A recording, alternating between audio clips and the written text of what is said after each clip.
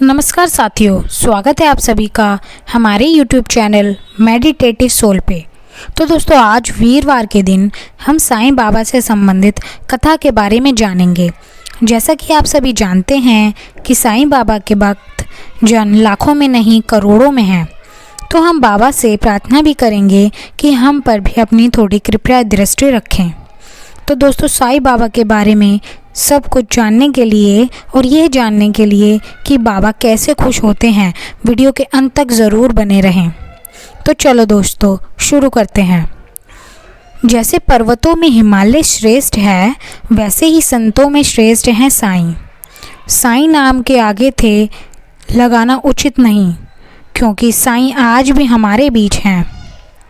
बस एक बार उनकी शरण में होना ज़रूरी है, तब वे आपके आसपास होंगे। यह अनुभूत सत्य है। साईं बाबा के बारे में बहुत भ्रम फैला है। वे हिंदू थे या मुसलमान? क्या वे कबीर, नामदेव, पांडुरंग आदि के अवतार थे? कुछ लोग कहते हैं कि वे शिव के अंश हैं और कुछ को उनमें दत्तात्रेय का अंश नज़र आता है। अन्य लोग कहते हैं कि वे अक्कलकोट महाराज के अंश हैं। कट्टर धार्मिक युग में व्यक्ति हर संत को धर्म के आईने में देखना चाहता है। कट्टरपंथी हिंदू भी जानना चाहते हैं कि वे हिंदू थे या मुसलमान। यदि मुसलमान थे तो फिर हम उनकी पूजा क्यों करें?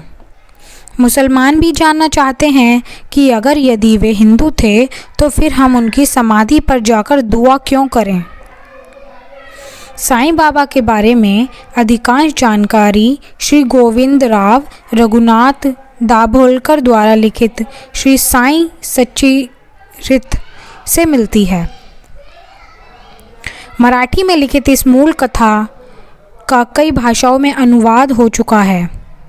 यह साईं सच्चरित्र साईं बाबा के जिंदा रहते ही 1910 से लिखना शुरू किया।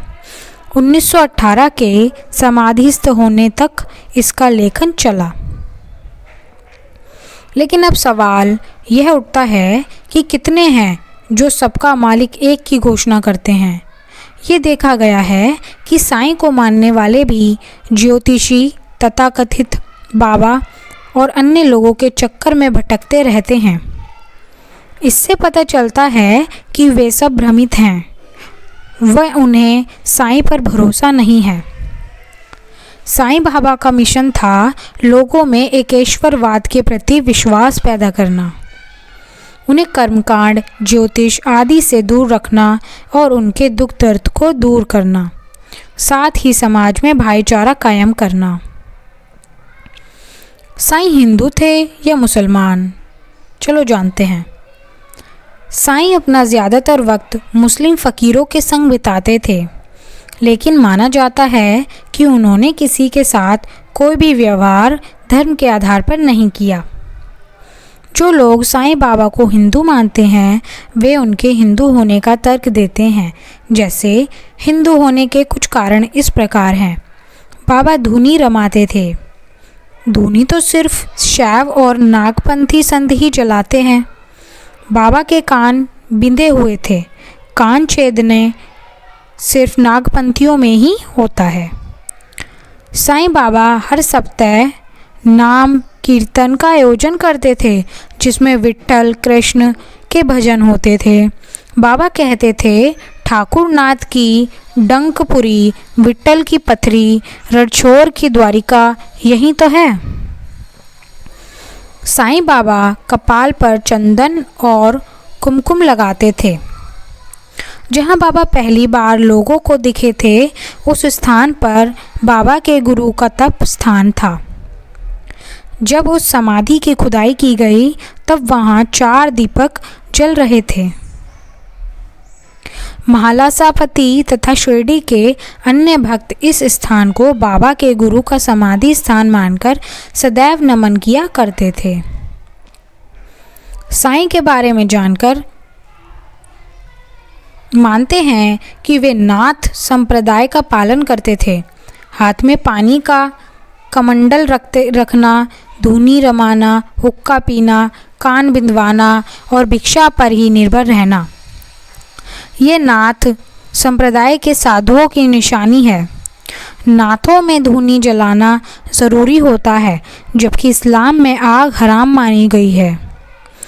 सिर्फ इस एक कर्म से ही उनका नागपंथी होना सिद्ध होता है। कुछ लोग साईं को एक मुस्लिम फ़कीर मानते हैं। वे कहते हैं कि साईं एक मुस्लिम फ़कीर थे और मुसलमानों की तरह ही उन्होंने अपना जीवन यापन किया।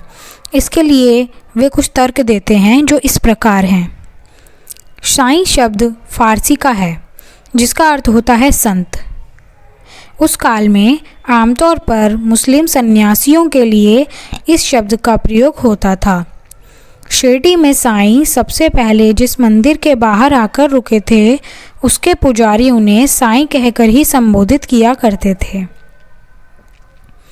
मंदिर के पुजारी को वे मुस्लिम फ़कीर ही नज़र आए, तभी तो उन्होंने उन्हें साईं कहकर पुकारा। साईं ने यह भी नहीं कहा कि वह सबका मालिक एक। साईं सच्चरित्र के अध्याय 4, 5, 7 में इस बात का उल्लेख है कि वे जीवन भर सिर्फ अल्लाह मालिक है यही बोलते रहे।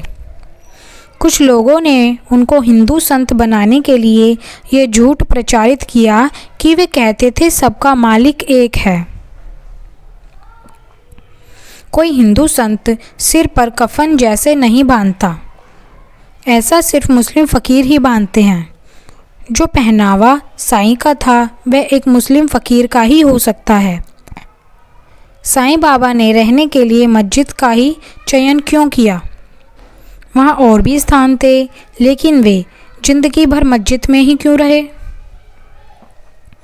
साईं सच्चरित्र के अनुसार साईं बाबा पूजा पाठ, ध्यान, प्राणायाम और योग के बारे में लोगों से कहते थे कि इसे करने की कोई ज़रूरत नहीं है। उनके इस प्रवचन से पता चलता है कि वे हिंदू धर्म के विरोधी थे। मस्जिद से बर्तन मंगवाकर वे मौलवी से फातिहा पढ़ाने के लिए कहते थे। इसके बाद ही भोजन की शुरुआत होती थी। साईं को सभी यवन मानते थे। वे हिंदुस्तान के नहीं, अफ़गानिस्तान के थे, इसलिए लोग उन्हें यवन का मुसलमान कहते थे। उनकी कद काठी और डील डोल यवन ही था। साईं सच्चरित्र अनुसार एक बार साईं ने इसका जिक्र भी किया था। जो भी लोग उनसे मिलने जाते थे उन्हें मुस्लिम फ़कीर ही मानते थे, लेकिन उनके सर पर लगे चंदन को देखकर लोग भ्रमित हो जाते थे। ठंड से बचने के लिए बाबा धूनी में आग जलाते थे। इनके इस आग जलाने को लोगों ने धूनी रमाना माना। महाराष्ट्र के पाथरी गांव में साईं बाबा का जन्म 28 सितंबर 1835 को हुआ था। कुछ लोग मानते हैं कि उनका जन्म 27 सितंबर 1838 को तत्कालीन आंध्र प्रदेश के पथरी गांव में हुआ था और उनकी मृत्यु 28 सितंबर 1918 को शिरडी में हुई। ज़्यादातर जगह पर लिखा है कि साईं 1854 में पहली बार शिरडी में देखे गए थे। तब वे किशोर अवस्था के थे। यदि उनकी उम्र उस वक्त 16 वर्ष की थी तो इस मान से 1838 में उनका जन्म हुआ होगा। खुद को साईं का अवतार मानने वाले सत्य साईं बाबा ने बाबा का जन्म 27 सितंबर 1830 को महाराष्ट्र के पाथरी गांव में बताया है। ये सत्य साईं की बात माने तो शिरडी में साईं के आगमन से उनकी उम्र 23 से 25 के बीच रही होगी। सत्य साईं बाबा का अनुमान सही लगता है, क्योंकि उनकी जीवन यात्रा पर विचार करें तो उनका इसी उम्र में शिरडी में प्रवेश होना चाहिए। ऐसा विश्वास किया जाता है कि महाराष्ट्र के परभणी जिले के पाथरी गांव में साईं बाबा का जन्म हुआ था और सैल्यू में बाबा के गुरु वैकुंठ शाह रहते थे। यह हिस्सा हैदराबाद निजाम शाही का एक भाग था। भाषा के आधार पर प्रांत रचना के चलते ये हिस्सा महाराष्ट्र में आ गया, तो अब इसे महाराष्ट्र का हिस्सा माना जाता है। महाभारत काल में पांडवों ने यह अश्वमेध यज्ञ किया था जब अर्जुन अपनी फौज लेकर यहाँ उपस्थित थे। अर्जुन को पार्थ भी कहा जाता है। यही पार्थ बिगड़कर पाथरी हो गया। अब पाथरी व पत्री कहा जाता है।